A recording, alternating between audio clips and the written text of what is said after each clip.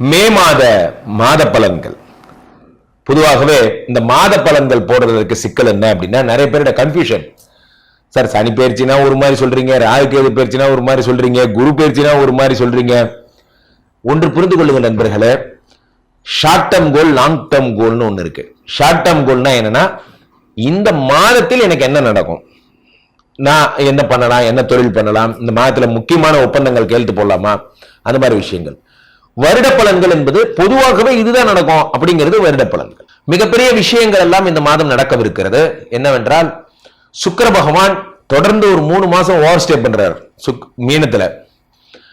செவ்வாய் பகவான் ஏன்னே தெரியல, இவரு ஒரு 4 மாசம் ஓவர் ஸ்டே பண்றாரு கடகத்துல. இவங்கெல்லாம் யாருமே கேட்க முடியாதுன்னா கேட்க முடியாது. ஏன்னா இவங்கெல்லாம் IAS ஆபீசர்ஸ். நினைச்ச இடத்துக்கு போவாங்க, வருவாங்க, அங்கேயே ஸ்டே பண்ணுவாங்க, அந்த மாதிரிலாம். ஸோ நேர்மையான அதிகாரிகள். ஸோ சுக்கிர பகவான் இந்த மாதிரி உச்சம் பெற்று இருப்பதால் என்னென்ன நடக்கும்? உலகமே காதலில் முழுகும். சுக்கிரன் உச்சம். மே மாதம் என்ன ஆகிறது? புதாதித்ய யோகம் பெற்று சூரியனும் புதனுமாக சேர்ந்து ரிஷபத்தை அலங்கரிக்க போகிறார்கள். மிதுனத்திலே வரும் குரு பகவான் டிஜிட்டல் இன்னோவேஷன்ஸை தரப்போகிறார். ஏற்கனவே டிஜிட்டல் வேற வழியில போயிட்டு இருக்கு. இப்போ AI எல்லாம் நம்மளை ஆட்சி செய்ய போகிறது. செவ்வாய் நீச்சமாக கடகத்திலே இருப்பதால் ஏற்படும் பாதிப்புகள் என்ன? ராகு மீனத்திலிருந்து கும்பத்திற்கும், கேது கன்னியிலிருந்து சிம்மத்திற்குமாக வருகிறார். இவர்கள் வருவதால் யார் யாருக்கெல்லாம் என்னென்ன பலன்கள் ஏற்பட போகிறது, யார் யாரெல்லாம் குபேரனாக போறீங்க, யார் யாரெல்லாம் கோடீஸ்வர யோகம், யாருக்கெல்லாம் குழந்தை பிறக்க போகுது, காதல் ஓகே ஆகிறது யாருக்கெல்லாம், யாரெல்லாம் வெளிநாடு போறீங்க போன்ற நல்ல விஷயங்கள் எல்லாம் ராசி ரீதியாக நாம் பார்த்து விடலாம்.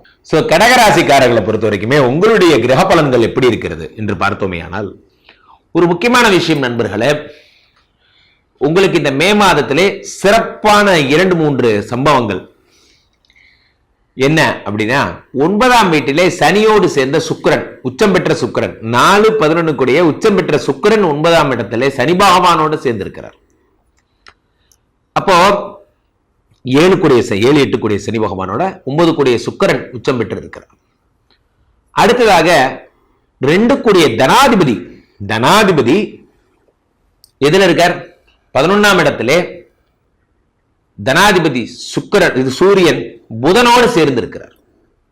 மிக அற்புதமான ஒரு நேரம்னா அது இதுதான். இந்த புதனும் ஆதித்யனுமாக சேர்ந்து 11ஆம் இடத்திலே இருக்கிறார்.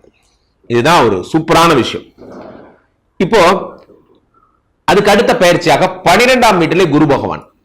நிறைய பேர் நினைக்கிறாங்க கடகராசிக்காரர்களுக்கு குரு 12ல வராரு, சுப விரயங்கள் ஏற்படும், நிறைய விரயங்கள்லாம் பார்த்தீங்கன்னா கையை விட்டு போயிட்டே இருக்கும் அப்படிலாம் சொல்றாங்க. நன்றாக புரிந்து கொள்ள வேண்டும் நண்பர்களே, 6 கூடைய குரு பகவான் 12இல் மறைகிறார். இப்படிதான் நீங்க புரிஞ்சுக்கணும். 6 கூடைய குரு பகவான், 6னா என்ன? ரண ருண ரோக சத்துருஸ்தானாதிபதி 12ஆம் வீட்டிலே மறைகிறார் எனும்போது என்ன ஏற்படுகிறது? உங்களுக்கு விபரீத ராஜயோகம் ஏற்படும். நிறைய பேர் இந்த விபரீத ராஜயோகத்தை பத்தி பேசுறதே கிடையாது. விபரீத ராஜயோகம்ங்கிறது 3, 6, 6, 8, 8, 12 மாறி மாறி மறையும் போது வரும்.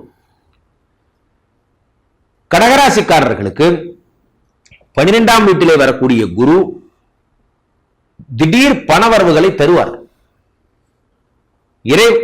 இல்வாழ்க்கை சம்பந்தப்பட்ட விஷயங்கள்ல பிரச்சனைகள், கணவன் மனைவி உறவுல ஒரு இன்டிமசியே இல்லை, நாங்க ஒன்னா இருக்கிறதே இல்லை, எப்ப பார்த்தாலும் பிரிஞ்சே இருக்கோம் அப்படின்னா அதெல்லாம் சரி பண்ணிடுவார் கடகராசிக்காரர். அடுத்ததாக கடகராசிக்காரர்களுக்கு மாபெரும் ஒரு சிக்கலே என்னன்னா, கத்தி போய் வாழு வந்ததுங்கிற மாதிரி தான்.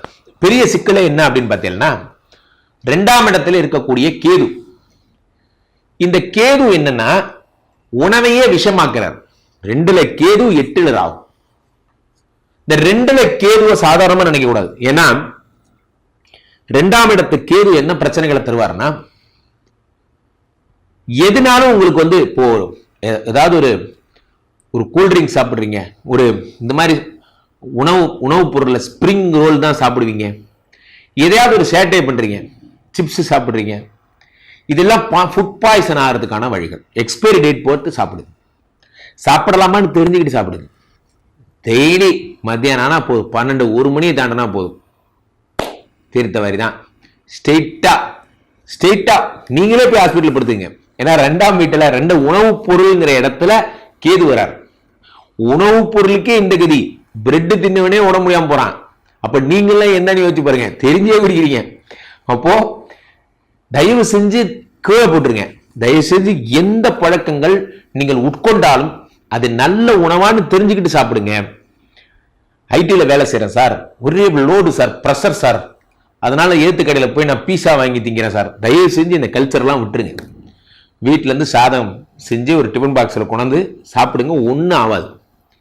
நிறைய நாள் இந்த பெருமைக்கு எருமை ஓட்டினா நிறைய பேர் என்ன ஆகுது, உடம்பு வீணா போகுது. நிஜமா சொல்றேன். ஏன்னா நம்ம என்ன நினைக்கிறோம்னா, கார்பரேட்டுக்குன்னு ஒரு மைண்ட் செட் வச்சிருக்கோம். கார்பரேட்னா இப்படிதான் சாப்பிடணும், இப்படிதான் இருக்கணும். அதெல்லாம் ஒன்றும் கிடையாதுங்க.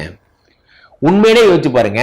நீங்க வீட்டுல இருந்து வெந்நீர் எடுத்துட்டு வந்து ஒரு வாட்டர் கேன்ல அதை மட்டும் குடிச்சுக்கிட்டு, அவங்க எல்லாம் நம்ம என்ன நம்ம பார்த்து போது ஏதோ அம்மாஞ்சி போல இருக்கு, லூச்சு பையன் வீட்டுல இருந்து வாட்டர் கேன் சாப்பாடுலாம் எடுத்துட்டு வரான், அவன் நல்லா இருப்பான், அவன் ஹாஸ்பிட்டலே போக மாட்டான். நம்ம 2 நாளைக்கு ஒரு தடவை ஹாஸ்பிட்டல் போவோம். என் ஒய்ஃபு கூட என்கிட்ட கேட்டா, இப்பெல்லாம் பாருங்க ஹோட்டல்ல ஒரே கூட்டம், யாரும் வீட்டில் சாப்பிட்றது கிடையாது, அதனாலதான் எல்லாருக்கும் லிவர் ப்ராப்ளம் வருது. நான் சொன்னேன், ஹோட்டல்ல ஆண்கள் மட்டுமா இருக்காங்க, அங்க பாரு பாதிக்கு பாதி பெண்கள் இருக்காங்க. அவங்க சாப்பிடுற சாப்பாடு அவங்களுக்கே பிடிக்காம தான் வந்துடுறாங்க. உண்மை என்னன்னா, சமைக்கிறதுக்கு யாருமே விரும்புறதே கிடையாது. அப்ப என்ன ஆகுதுன்னா, இதுக்குரிய விலையை கொடுக்கணும். இப்போ கடகராசிக்காரர்கள் இந்த ஹோட்டல் கலாச்சாரத்தை நிறுத்திக்கணும். வெளிநாடு சென்றாலும் வெளியூர் சென்றாலும் எங்க சென்றாலும் சாப்பாடு தண்ணி எடுத்துட்டு போகணும். அதுதான் சாப்பிடணும், வேற எதுவும் சாப்பிடக்கூடாது. சாம்பார் சாதம், தயிர் சாதம் அப்படியே இருங்க, ஒன்றும் தப்பு இல்லை, இதுல ஒரு மானமும் போகாது. இந்த 1.5 வருஷம் நீங்க கௌரவமா இருந்துக்கலாம். சோ தேவையில்லாத உணவுகளை தவிர்ப்பது நன்று. அதே மாதிரி 8ல ராகு இருப்பதால் வண்டி எடுத்துட்டு வீலிங் பண்றது, பைக் பண்றது, இந்த மாதிரிலாம் சேட்டை பண்ணீங்கன்னா அப்படியே கூட்டிட்டு போய் நீங்களே போய் படுத்துக்கலாம். ஸோ அப்போ 8ஆம் இடத்துல ராகு. இப்போ ராகு பகவான் வரும்பொழுது என்ன ஆகும்னா, கையை விட்டுட்டு வண்டி ஓட்டுறது, ரஜினி ஸ்டைல் ரஜினி பண்றாரு. அவர் பண்ணுவார், நம்மளால முடியாது. ஒரு படத்துல சொல்ற மாதிரி, இதை எடுத்து இப்படி தூக்கி போட்டா சின்ன கொன்று மாதிரி இருக்கான்னு பார்த்தேன், இல்ல அவர் பண்ணுவார். அதனால அவர் பெரிய ஆள். நம்மளால முடியுமா? அதான் வரல விட்டுரு அப்படிங்கிற மாதிரி. 8ஆம் இடத்துல ராகு போகும். நிறைய பேர் அடிபட்டதுக்கு அப்புறம் தான் வண்டியில வேகமா போறதே விடுவான். வண்டியில ஸ்லோவா போறவங்களாம் கேட்டு பாருங்களேன், ஏன் ஸ்லோவா போறேன்னு கேளுங்க. ஒண்ணு கல்யாணம் ஆயிருக்கும், அல்லது எங்கன்னா இப்பதான் ஐயோ வேணாப்பா 6 மாசம் படுத்திருந்து இப்பதான் எந்திரிச்சு வரேன். ஸ்லோவா போறவனுக்கு பின்னாடி எல்லாம் ஒரு பிளாஸ் பேக் இருக்கு சார். சோ அப்போ கடகராசிக்காரர்களுக்கு 2ஆம் இடத்துக்கு கேது இவ்வளவு பெரிய பிரச்சனைகளை தருவார். அதே மாதிரி சூரியன் 11ஆம் இடத்தில் இருக்கிறார். நிறைய பணம் வரப்போகிறது, புதிய தொழில் உண்டாக போகிறது. எல்லாத்துக்கும் ஒரு முத்தாய்ப்பா குரு 8 பார்த்துறாரு. அதனால அசட்ஸ் சேரும், இடம், வீடு, வண்டி, வாகனம், அசட்ஸ் எல்லாம் சேரும். ரொம்ப நல்ல நேரம், கலக்குங்க, சூப்பரா பூந்து விளையாடுங்க. உங்க கெட்ட நேரம் எல்லாம் ஒழிஞ்சு போச்சு. கீழே போயிட்டு இருக்க 2 நம்பரை கூப்பிடுங்க, உங்களோட சொந்த ஜாதகத்தை பார்த்துக் கொள்ளுங்கள். உலா புகழ் வாய்ந்த நமது ஸ்ரீமடம் இந்தியாவை தொடர்ந்து ஸ்ரீமடம் மலேசியா பெனாங்கில் உதயமாகி இருக்கிறது. மலேசியா வாழ் நண்பர்கள் எல்லாம் என்னை தொடர்பு கொள்ளலாம். டைரக்ட் கன்சல்டேஷன் நீங்கள் எடுத்துக்கொள்ளலாம். ஒவ்வொருத்தருக்கும் மலேசியாவில் இருக்கிறவங்களாம் நேரடியாக வந்து அவர்கள் பிரச்சனைகளுக்கு அவர்கள் வீட்டிலேயே பூஜைகள், விஷ்ணுமாயா ஹோமங்கள் செய்து தருகிறேன். மீண்டும் ஒரு நல்ல பதிவில் சந்திப்போம். நன்றி, வணக்கம்.